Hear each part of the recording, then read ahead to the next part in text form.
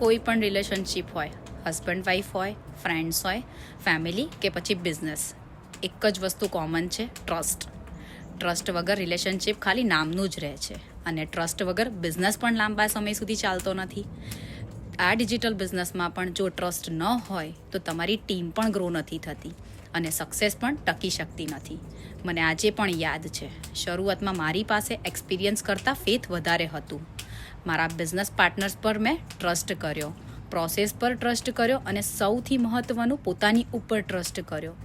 જ્યાં ટ્રસ્ટ હોય છે ત્યાં ફિયર ઓટોમેટિકલી ઓછો થઈ જાય છે અને એક્શન લેવું સરળ બની જાય છે.